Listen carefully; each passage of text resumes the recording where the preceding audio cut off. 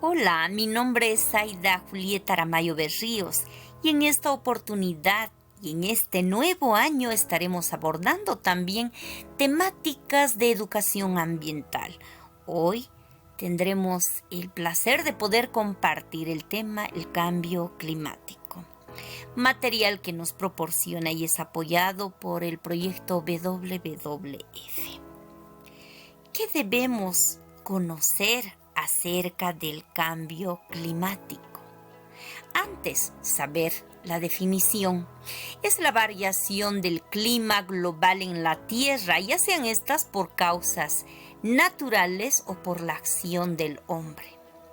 El cambio climático hace unos años atrás era una idea súper preocupante que se planteaba la humanidad, pues estaba consumiendo de manera indiscriminada los recursos del planeta más allá de sus posibilidades de regeneración. En la actualidad, entonces, este consumo es desmedido y bueno, se tiene repercusiones ahora, actualmente. Como verán, hoy en día las inundaciones han aumentado, los veranos son más calientes, los inviernos son más fríos. Los agricultores comentan que ya no pueden calcular la fecha de la siembra, las estaciones ya no son regulares. En realidad el clima está cambiando. Estos síntomas demuestran que ya estamos viviendo el cambio climático, es decir, la temperatura aumenta. Los seres vivos necesitamos ciertas características en el ambiente para vivir.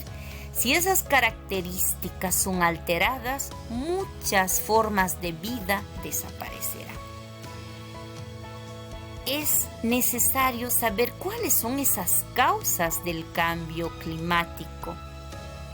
En realidad, las causas del cambio climático o calentamiento global se debe a la actividad de los seres humanos, con las actividades propias de su vida cotidiana, pues estas tienen influencia cada vez mayor en el cambio del clima. Entre ellas se tiene lo que es la quema de combustibles fósiles.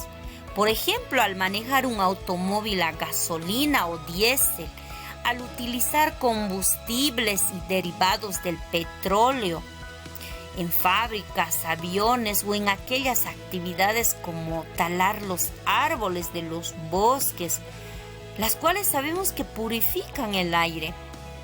El desmonte y cultivo de grandes cantidades de ganado, la agricultura a gran escala y otros son causantes del cambio climático. Pues estas acciones son en grandes cantidades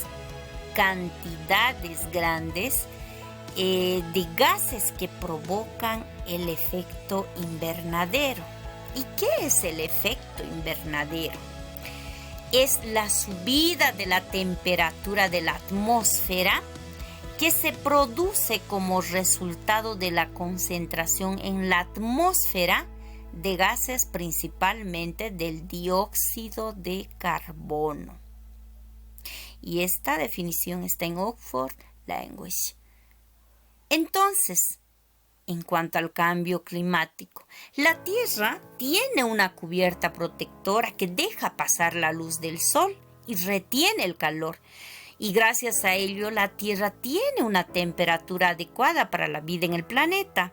Si no existiera esta capa, los rayos solares tocarían la Tierra y rebotarían nuevamente al espacio. Y la Tierra no tendría la temperatura suficiente para ser habitada, pues todo se empezaría a congelar y se congelaría. Esta capa es la atmósfera, que retiene el calor dentro de la Tierra y por eso se le da el nombre de efecto invernadero, pues retiene el calor tal cual un invernadero. Este efecto invernadero no es un peligro en sí mismo como muchos creen. El peligro es subir demasiado la temperatura dentro de este invernadero que viene a ser nuestro planeta Tierra. Vamos ahora a saber un poco más acerca de los gases del efecto invernadero. Los gases son aquellos que forman parte de esa atmósfera natural y otros que produce el ser humano por sus actividades cotidianas. ¿Cuáles? El dióxido de carbono, que es el gas más generado por la actividad humana, es el dióxido de carbono, que representa el 75% de emisiones de gases de efecto invernadero. Tenemos otro gas, es el metano.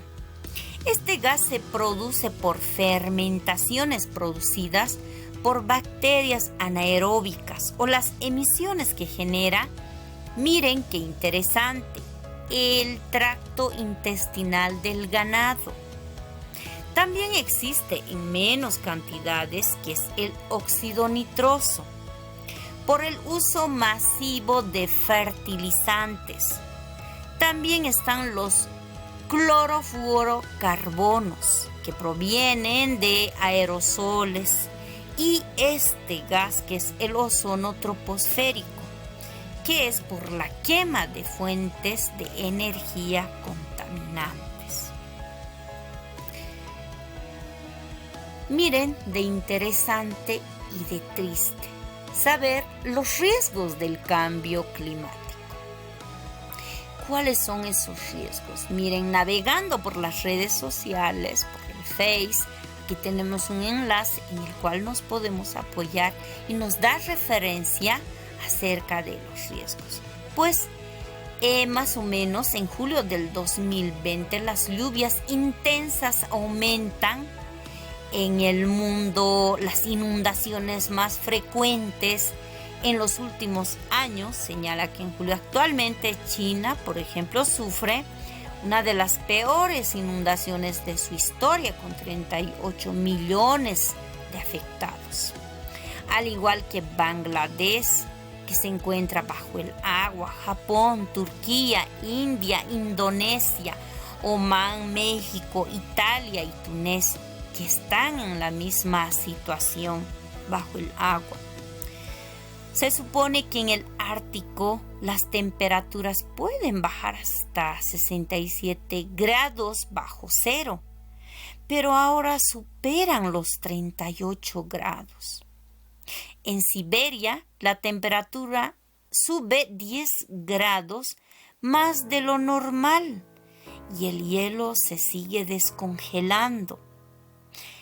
En el 2019 los incendios en la Amazonía, Siberia y Australia fueron devastadores, elevando la temperatura. Altas temperaturas en los océanos provocan huracanes y baten el récord en tormentas tropicales, lagos y ríos en diferentes ciudades que se convierten estos en desiertos.